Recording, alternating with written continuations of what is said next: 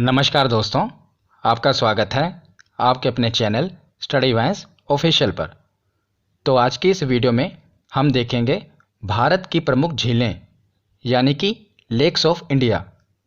तो वीडियो को शुरू करने से पहले मैं आपको बता देता हूं कि आज की इस वीडियो में हम क्या क्या कवर करेंगे। तो सबसे पहले हम देखेंगे कि झील किसे कहते हैं, उसके बाद झीलों के प्रकार यानी कि झीलें कितनी प्रकार की होती हैं, उसके बाद हम देखेंगे सभी राज्यों के महत्वपूर्ण झीलें। तो सभी राज्यों की हम जितने भी राज्यों में झीलें हैं जो एग्ज़ाम में पूछी जाती हैं उन्हें कवर करेंगे। और उसके बाद हम कुछ महत्वपूर्ण तथ्य देखेंगे कि कौन सी सबसे बड़ी मीठे पानी की झील है, कौन सी खारे पानी की सबसे बड़ी झील है। ये सब हम महत्वपूर्ण तथ्यों में देखेंगे और लास्ट में जो भी प्रीवियस ईयर के क्वेश्चन हैं उन्हें कवर करेंगे। तो चलिए बिना देरी किए हुए वीडियो को शुरू करते हैं। तो चलिए वीडियो की शुरुआत करते हैं और सबसे पहले देखते हैं कि झील किसे कहते हैं।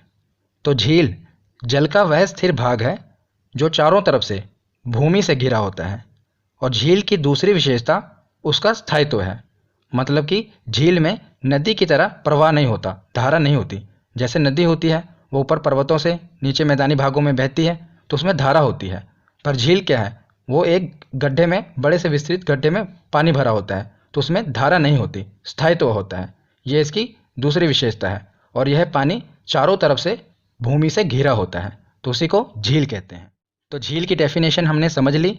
अब हम देखते हैं कि झील कितने प्रकार की होती है। झीलों के प्रकार, तो सबसे पहला है मीठे पानी की झील, जिसे इंग्लिश में कहते हैं फ्रेश वाटर लेक्स। तो मीठे पानी की झील क्या होती है? मीठे पानी की झील का मतलब ये नहीं है कि उसमें चीनी घुली होती है। मीठे पानी की झील का मतलब ये है कि वो पानी पीने लायक है, मतलब कि फ्रेश वाटर है। जैसे बारिश का पानी इकट्ठा हो जाए तो उसी को मीठे पानी की झील कहते हैं, जिसे हम पी सकते हैं। उससे अगला प्रकार है खारे पानी की झील, जिसे इंग्लिश में कहते हैं सॉल्ट वाटर लेक्स। तो खारे पानी की झील, जैसे कि इसके नाम से ही क्लियर है कि ये लवणीय झील है, मतलब जिसमें नमक की मात्रा ज़्यादा होती है, उसे खारे पानी की झील कहते हैं। जैसे समुद्र का पानी खारा होता है ना, उसी प्रकार इस झील का पानी भी खारा होता है। तीसरी झील है हिमनदीय झील, जिसे इंग्लिश में कहते हैं ग्लेशियर लेक्स, मतलब कि जो ग्लेशियर द्वारा बनती है। जब ग्लेशियर पिघलते हैं और उनकी वजह से जो पानी होता है ना, एक जगह विस्तृत गड्ढे में आकर भर जाता है, जमा हो जाता है, उसी को हिमनदीय झील कहा जाता है। ये सब तो आसान है, इसीलिए मैं आपको सीधा बता रहा हूँ। तो हिमनदीय झील के बाद है कृत्रिम झीलें। कृत्रिम झीलें, जिन्हें इंग्लिश में कहते हैं आर्टिफिशियल लेक्स। तो जो ज़्यादातर झीलें होती हैं वो नेचुरल होती हैं, प्राकृतिक होती हैं, प्रकृति द्वारा बनाई गई। पर जो कृत्रिम झीलें होती हैं ये मानव द्वारा निर्मित होती हैं, मतलब मानव द्वारा खुदाई करके ये झीलें बनाई जाती हैं, इसीलिए इन्हें कृत्रिम झीलें कहते हैं।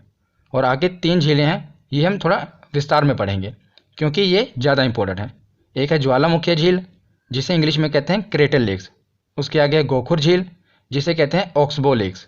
उसके आगे है लेगून झील, जिसे इंग्लिश में लेगून ही कहते हैं। तो सबसे पहले देखते हैं ज्वालामुखी झीलें। तो ज्वालामुखी झीलें क्या होती हैं, जिसे इंग्लिश में कहते हैं क्रेटर लेक्स। तो जैसा कि आप इमेज में देख रहे हैं, यह है ज्वालामुखी। तो ज्वालामुखी का जो ऊपर वाला भाग होता है ना, इसका मुंह होता है जहाँ से लावा निकलता है, उसी को क्रेटर कहते हैं।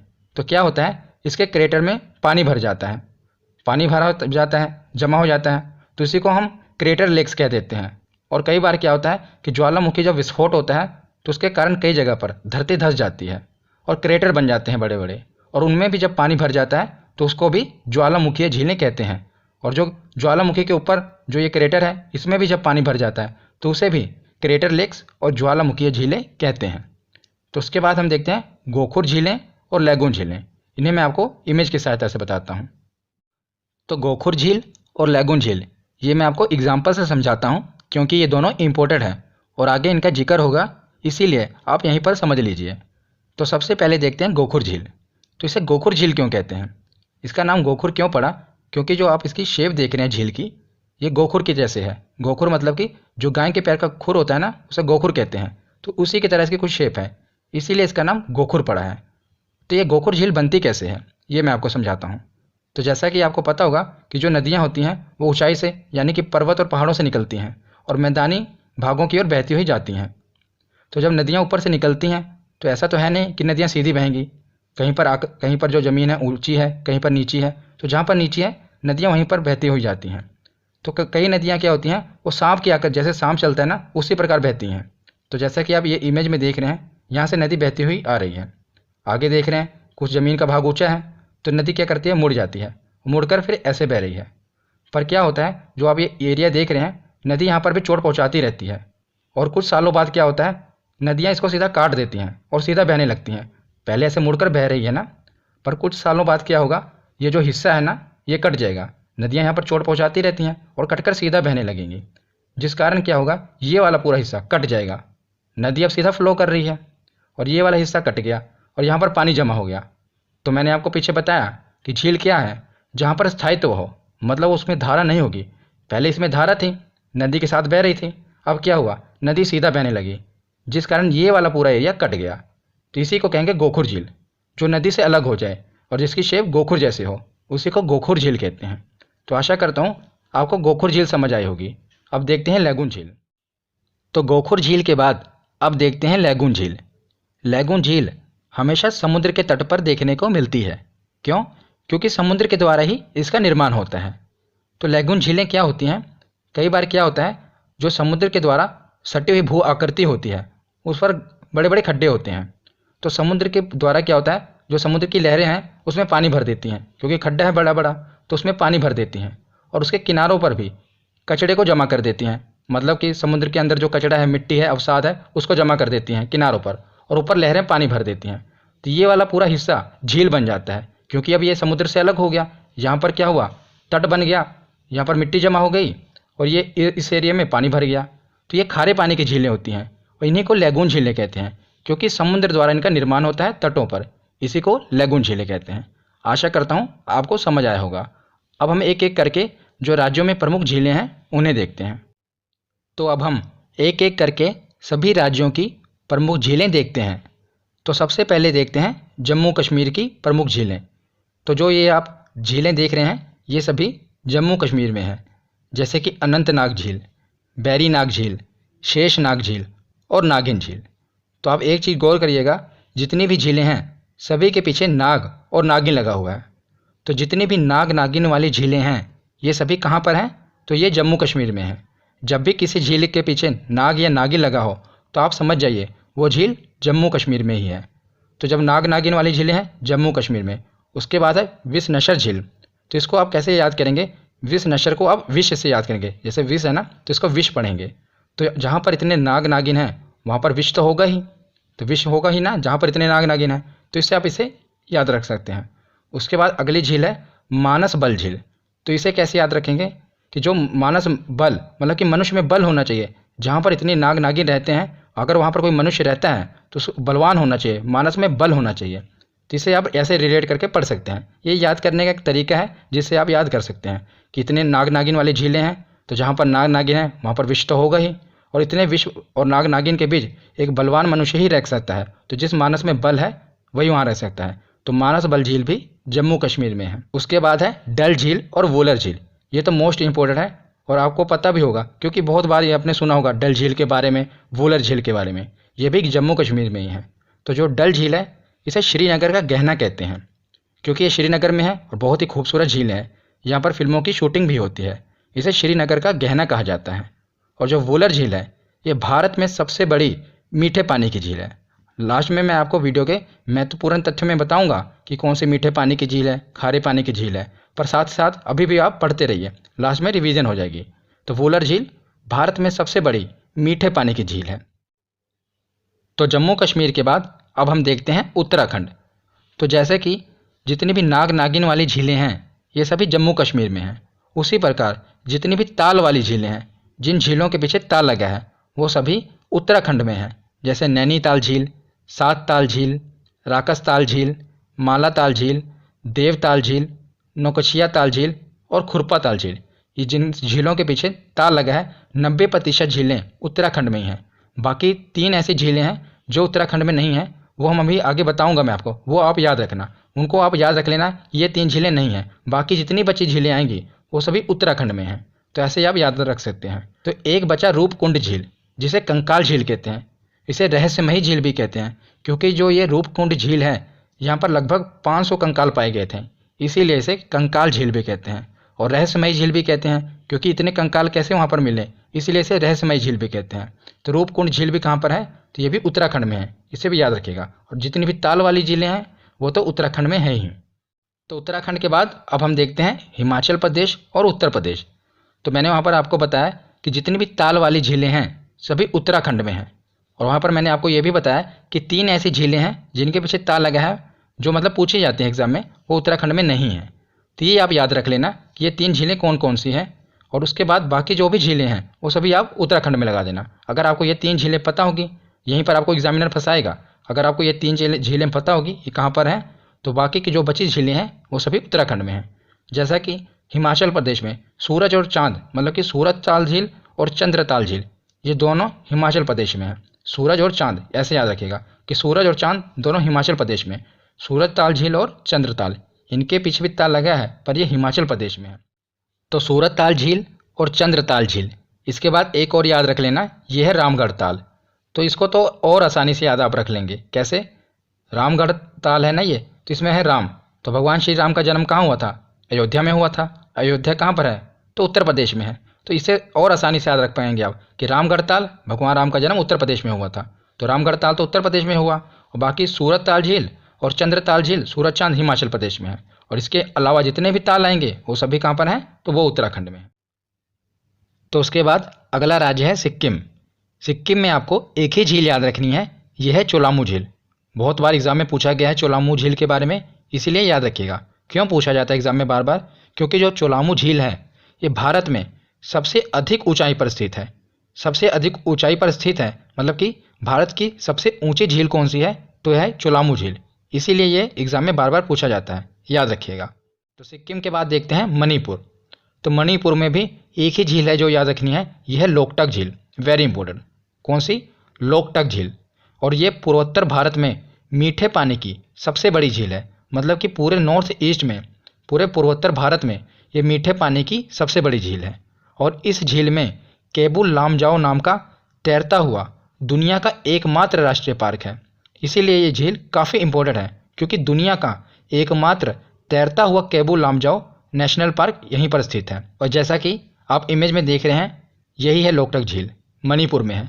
और आप देख रहे हैं कि छोटे छोटे द्वीपों पर लोगों ने अपना घर भी बनाया हुआ है, और यह भी तैरते हुए घर हैं। तो लोगों ने यहाँ पर घर बनाए हुए हैं। और यहीं पर है केबू लामजाओ नाम का तैरता हुआ राष्ट्रीय पार्क।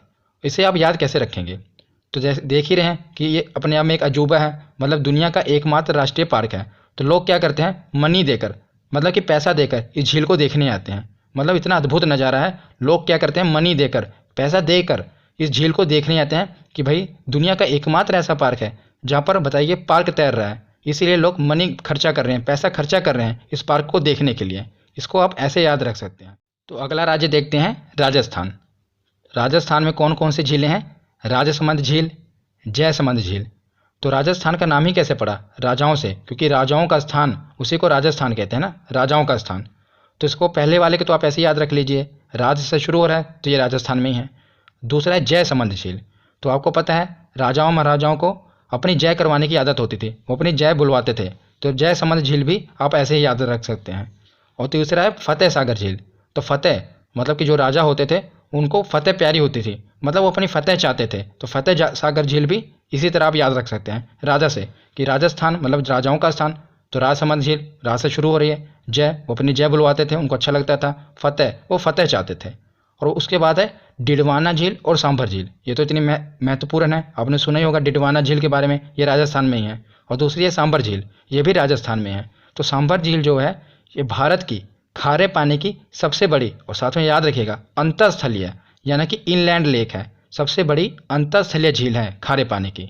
अगर सबसे बड़ी झील पूछी जाए तो वो आगे हम पढ़ेंगे, पर अगर अंतरस्थलीय झील पूछी जाए सबसे बड़ी खारे पानी की तो वो है सांभर झील।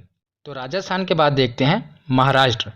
महाराष्ट्र में एक ही झील है जो बहुत इंपॉर्टेंट है, यह है लोनार झील। कई बार एग्जाम में पूछी गई है, क्योंकि ये आए दिन न्यूज़ में रहती है, इसीलिए बार बार एग्जामिनर पूछता है कि लोनार झील कहाँ पर है। तो यह है महाराष्ट्र में। तो लोनार झील को आप कैसे याद रख पाएंगे, तो आप लोनार को लोनावला से रिलेट करेंगे। तो आपने लोनावला सुना होगा ना, फिल्मों में भी देखा होगा, और लोग यहाँ पर घूमने जाते हैं। तो लोनार को आप रिलेट करेंगे लोनावला से, कि लोनावला कहाँ पर है, महाराष्ट्र में है। उसी प्रकार लोनार झील कहाँ पर है, तो वो भी महाराष्ट्र में है। लोनार झील महाराष्ट्र के बुल्ढाना जिले में स्थित एक खारे पानी की झील है। तो एक ये खारे पानी की झील है। इसका निर्माण एक उल्का पिंड के पृथ्वी से टकराने के कारण हुआ था। इसलिए अपने आप में ये भी एक अद्भुत है कि उल्का पिंड के पृथ्वी से टकराने के कारण यहाँ पर एक क्रेटर बना जिसमें पानी भर गया, तो उसी को लोनार झील कहते हैं। इसलिए अपने आप में इम्पोर्टेंट है और इसमें खारा पानी पाया जाता है, जबकि ये समुद्र के तट पर नहीं है तब भी इसमें खारा पानी पाया जाता है, इसलिए ये और इम्पोर्टेंट बन जाती है। तो याद रखिएगा, लोनार झील कहाँ पर है? महाराष्ट्र में। लोनावला कहाँ पर है? महाराष्ट्र में। उसी से आप रिलेट करेंगे। तो महाराष्ट्र के बाद देखते हैं केरल। तो केरल में आपको 3 झीलें याद रखनी हैं। एक है पेरियार झील, दूसरी है अष्टमुदी झील और तीसरी है वेम्बनाड झील। तो जो पेरियार झील है इसको आप ऐसे याद रख सकते हैं क्योंकि जो पेरियार नदी है, पेरियार नेशनल पार्क है, ये सभी केरल में ही है। तो उसी प्रकार जो पेरियार झील है ये भी केरल में ही है और अष्टमुदी झील भी केरल में ही है। सबसे ज़्यादा इंपॉर्टेंट है वेम्बनाड झील। यही एग्जाम में पूछी जाती है कि वेम्बनाड झील कहाँ पर है, तो ये भी केरल में है। ये पूछी क्यों जाती है? क्योंकि जो वेम्बनाड झील है ये केरल की सबसे बड़ी और देश की सबसे लंबी झील है। लंबी मतलब कि लंबाई में, इस प्रकार आप देख रहे हैं ना, ये लंबी झील है। तो ये देश की सबसे लंबी झील है, मतलब कि हमारे भारत की सबसे लंबी झील है। इसीलिए ये पूछा जाता है कि वेम्बनाड झील भारत की सबसे लंबी झील है और ये केरल की सबसे बड़ी झील है। तो केरल के बाद देखते हैं आंध्र प्रदेश। तो आंध्र प्रदेश में हमें 2 याद रखना है, एक है कोलेरू झील और दूसरी है पुलिकट झील। कौन कौन सी? कोलेरू झील और पुलिकट झील। तो जो पुलिकट झील है ये इंपॉर्टेंट है। मैं आपको साथ साथ बता रहा हूँ कि इंपॉर्टेंट क्या है, क्योंकि ये एग्जाम में ज़्यादा पूछे गए हैं। तो जो पुलिकट झील है ये भारत की दूसरी सबसे बड़ी लैगून झील है। पहली कौन सी है मैं आगे आपको बताऊँगा। ये याद रखना कि ये दूसरी सबसे बड़ी लैगून झील है। लैगून झील क्या होती है ये मैंने आपको वीडियो की शुरुआत में ही बता दिया था। और इसका 84% भाग, मतलब कि जो पुलिकट झील है इसका 84% भाग आंध्र प्रदेश में है और बाकी जो 16% भाग है ये तमिलनाडु में पड़ता है। तो ज़्यादातर जब एग्जाम में क्वेश्चन आता है तो आंध्र प्रदेश ही ऑप्शन में आता है, क्योंकि इसका 84% भाग आंध्र प्रदेश में ही है। पर अगर आंध्र प्रदेश ऑप्शन में ना आए, तमिलनाडु आए, तो आप तमिलनाडु को टिक करना, क्योंकि दोनों में है। ये 84% भाग आंध्र प्रदेश में है और 16% भाग तमिलनाडु में पड़ता है। पर ज़्यादातर जब भी एग्जाम में आता है तो आंध्र प्रदेश ही ऑप्शन में आता है। ठीक है, तो आंध्र प्रदेश और तमिलनाडु दोनों जगह है पुलिकट झील। और यह झील सतीश धवन उपग्रह प्रक्षेपण केंद्र के पास स्थित है। मतलब जहाँ से इसरो अपने रॉकेट लॉन्च करता है ना, सतीश धवन उपग्रह केंद्र से, उसी के पास पुलिकट झील है। इसीलिए ये और इम्पोर्टेंट है कि यहाँ पर उपग्रह प्रक्षेपण केंद्र भी है और साथ ही साथ ये दूसरी सबसे बड़ी लैगून झील भी है। तो आंध्र प्रदेश के बाद अब हम देखते हैं उड़ीसा। बस यही बचा है हमारा। उसके बाद हम कुछ महत्वपूर्ण तथ्य देखेंगे। तो उड़ीसा की झील है चिल्का झील। मोस्ट इंपॉर्टेंट, कई बार एग्जाम में पूछा गया है चिल्का झील, क्योंकि चिल्का झील भारत की सबसे बड़ी लैगून झील है। तो भारत की सबसे बड़ी लैगून झील है चिल्का झील। तो दूसरी कौन सी थी? तो दूसरे नंबर पे है पुलिकट झील। ये दूसरी सबसे बड़ी लैगून झील है। और पहली मतलब कि सबसे बड़ी लैगून झील कौन सी है? तो यह है चिल्का झील। और चिल्का झील भारत की सबसे बड़ी खारे पानी की तटीय झील है। तटीय मतलब ये समुद्र के तट पर है ना, इसीलिए इसे सबसे बड़ी तटीय झील है। और ये भारत की सबसे बड़ी खारे पानी की झील है। जब अंतरस्थलीय खारे पानी की झील की बात हो तो वो सांभर झील थी, वो राजस्थान में थी, हमने पढ़ा था। पर जो सबसे बड़ी झील है वो है चिल्का झील। तो अब हमने सभी राज्यों की प्रमुख झीलें पढ़ लीं। अब हम कुछ महत्वपूर्ण तथ्य देख लेते हैं जो सीधा एग्जाम में डायरेक्ट पूछ लिए जाते हैं, 1 लाइनर क्वेश्चन। तो सबसे पहले है कि भारत की मीठे पानी की सबसे बड़ी झील कौन सी है? तो वो है वोलर झील। हमने पीछे पढ़ा, जम्मू कश्मीर में है ये भारत की मीठे पानी की सबसे बड़ी झील है। और दूसरा है भारत की खारे पानी की सबसे बड़ी झील। तो खारे पानी की सबसे बड़ी झील कौन सी है? चिल्का झील। और खारे पानी की तटीय झील सबसे बड़ी यही है, चिल्का झील। और तीसरा है कि भारत की सबसे बड़ी खारे पानी की अंतरस्थलीय झील यानी कि इनलैंड लेक कौन सी है? तो वह है सांभर झील, जो कि राजस्थान में है। ये भारत की खारे पानी की अंतरस्थलीय झील है, सबसे बड़ी। अंतरस्थलीय याद रखिएगा, साथ में कि अंतरस्थलीय झील है। और तीसरा है कि भारत की सबसे बड़ी लैगून झील। तो लैगून झील पूछा जाए तो वह चिल्का झील। दूसरे नंबर पे कौन सी है? तो वह है पुलिकट झील। उसके बाद है कि भारत की सबसे लंबी झील कौन सी है? तो लंबी झील हमने पूछे पढ़ा ना, वेम्बनाड झील, जो कि केरल में है। ये भारत की सबसे लंबी झील है। अगला है कि भारत की सबसे ऊंची झील। तो ऊंची झील है चोलामू झील, हमने पीछे पढ़ा था सिक्किम में। ये सबसे ऊंची झील है, लंबी वेम्बनाड है और ऊंची चोलामू झील है। और लास्ट में है कि भारत की सबसे बड़ी कृत्रिम झील कौन सी है, मतलब कि आर्टिफिशियल लेक, जो मानव निर्मित हो, जो प्राकृतिक ना हो। तो वो है गोविंद बल्लभ पंत सागर। ये भारत की सबसे बड़ी कृत्रिम झील है। ये एग्जाम में बहुत बार पूछी गई है, इसलिए ध्यान से याद रखिएगा।